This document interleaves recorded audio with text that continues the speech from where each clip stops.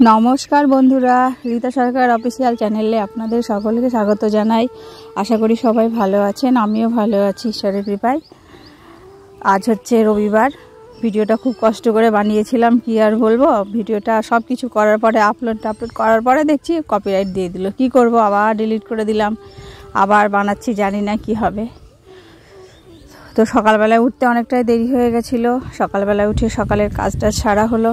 সকালের কাজ বলতে ওদিকের ঘরটার মোছা যা কিছু করে ওগুলো আগে করে ফেলেছিল মা, আমার ঘরটায় বাকি ছিল সেটুকু করে নিলাম।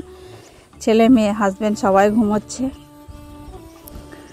আমি যে আজকে অনেক কাচাকুচি আছে, ওগুলো দেখি মেয়ে যদি না ওঠে তাহলে ওগুলো ভিজিয়ে দেব। ভিডিও বানাচ্ছে, কিন্তু এই সমস্যা হয়ে যাচ্ছে এই ভয়েসটা তো সবসময় মানে সঙ্গে সঙ্গে দিতে পারি না, এই হচ্ছে সমস্যা দিয়ে। আর তাতে আমার পুচকুটারও শরীরটা খারাপ, এই জন্য হচ্ছে না। এই যে আমি ঘর মুছছি না, যে স্টিকটা দেখছি না, স্টিক দিয়ে আমরা ঘর মুছি ঠিকই, কিন্তু কোনা কাঞ্চিগুলো না মোছা হয় না ভালো করে। কোনা টানাগুলো মোছার জন্য না ওই বসে ভালো করে না মুছলে, নেতা দিয়ে না মুছলে ঘরটা পরিষ্কার হয় না ভালো। তো যাই হোক, আজ সকালবেলায় কিছু ভালো মানুষের দর্শন পেয়েছিলাম, আপনাদের দেখাচ্ছি। এখন তো আমাদের হরিনাম সংকীর্তনের সময়, হরিনাম সংকীর্তনের আর কি যারা দায়িত্বে থাকেন মানে কমিটি, তারা এসেছিলেন আমার বাবার কাছে আজকে, যে আমার বাবাকে একটা হরিনাম সংকীর্তনের দল দিতে হবে। সেই জন্য আমার বাবা বললেন ঠিক আছে দেব, মানে একটা পালা হবে, পালার একটা যা খরচ লাগে সেটা দিতে হবে, সেই জন্য এসেছিলেন। তো আমার এদিকে ঘরটার মোছা হয়ে গেল। মেয়ে রাত্রেবেলায় ঘুমোতে এত দেরি করছে, কি করব, আর সকালবেলা উঠতে ওই জন্য দেরি হয়ে যাচ্ছে। প্লিজ ভিডিওটা স্কিপ না করে দেখবেন। আপনারা যেখান থেকে দেখছেন আপনাদের অসংখ্য ধন্যবাদ। সাইড থেকে যদি কিছু সাউন্ড ইফেক্ট হয় তার জন্য দুঃখিত। এই যে ইনারা 9 জন এসেছিলেন, ইনারা আসার পর ইনাদের সঙ্গে কথা বলা হলো। আমার মেয়ে ওদের মাঝখানে বসে আছে মনে হচ্ছে দেখে, ওনাদেরই একজন।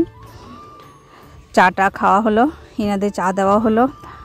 তারপর ইনারা মোটামুটি আধা ঘন্টা মতো ছিলেন, তারপর চলে গেলেন। আবার আর কি মঙ্গলবারে মিটিং হবে, তার জন্য ডেকে গেলেন। এবার মেয়ে উঠে পড়বে বুঝতে পারছি, ও আর ঘুমাবে না। ওকে খাইয়ে টাইয়ে দিয়ে ও খেলা করবে, আমি আপন নিজের কাজ ছাড়বো। পরিকল্পনা করি অনেক কিছুই, কিন্তু সেটা আর হয় না। তো যাই হোক, মেয়েকে আর উঠিয়ে খাওয়া দাওয়ার পরে এখন বেলা 10টা মতো বাজে, ওর সেকেন্ড ট্রিপটা ঘুমোচ্ছে। আবার 10টার দিকে ঘুমোয় একবার।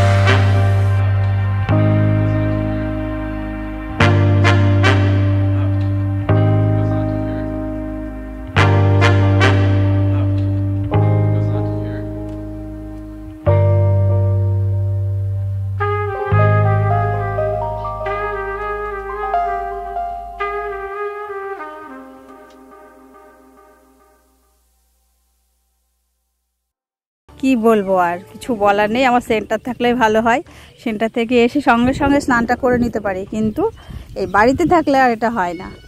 মুখে একটু ক্যান অ্যাক্টিভ লাগিয়ে নিচ্ছি, মুখটা না রোদ্রে ভীষণ পুড়ে যাচ্ছে, কি করব, কিছু করার নেই। ক্যান অ্যাক্টিভটা লাগিয়ে 10 মিনিট রাখবো, তারপরে স্নানটা সেরে নেব। মেয়েকে পূজার কাছে দিলাম, খেলা করুক। এই ঘরে আমার ছেলে আছে, পূজা আর আমার মেয়ে, তিনজনে খেলা করুক, আমি স্নানটা সেরে আসবো।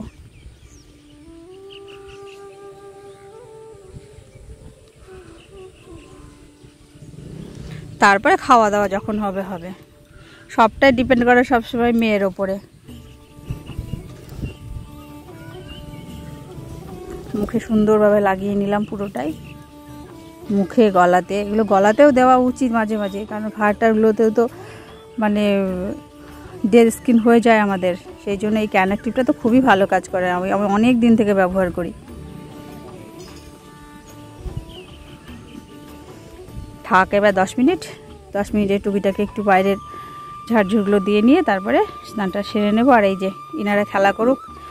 এইটা হচ্ছে আমাদের আরেকটা ঘর, তো মেয়ে তো সবসময় আমাদের ওই ঘরটাই থাকে, ও এই ঘরটাতে হিসেবে যেতে চাইছে না, এই ঘরটা থেকে খেলতে খুব পছন্দ করছে ও। ওকে বলছি চল ওই ঘরে, না ও হামাগুড়ি দিয়ে পালাচ্ছে। তো ও খেলা করুক, আমি এবার স্নানটা সেরে নিই।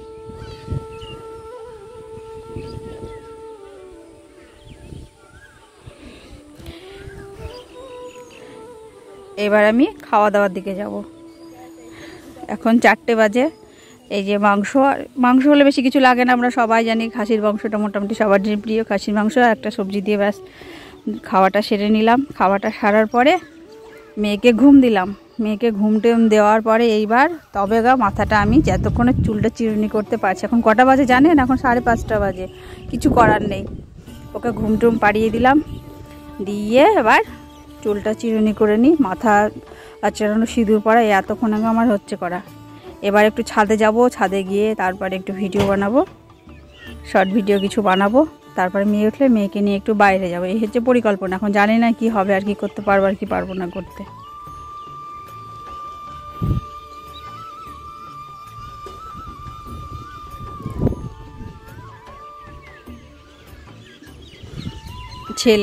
ছেলেকে ঘুমানোর কথা বললাম, উনি ঘুমোলেন না।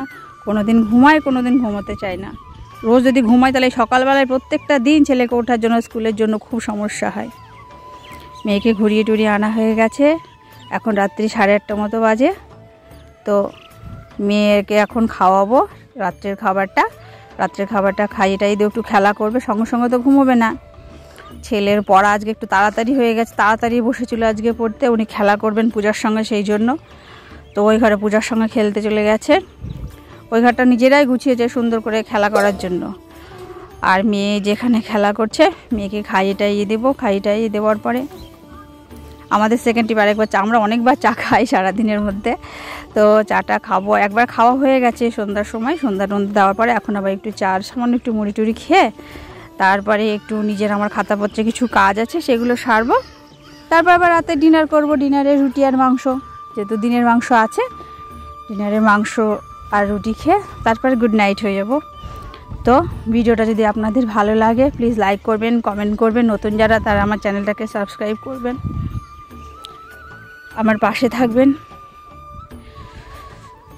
সবাই ভালো থাকবেন, সুস্থ থাকবেন, সাবধানে থাকবেন। আবার দেখা হবে আগামী একটা নতুন ভিডিওতে। আজকের মতো শুভরাত্রি। এই জামা কাপড়গুলো আছে, জামা কাপড়গুলো এবার ভাঁজ করব, ভাঁজ টাজ করে নিয়ে সমাপ্তি সব কিছুর। টাটা।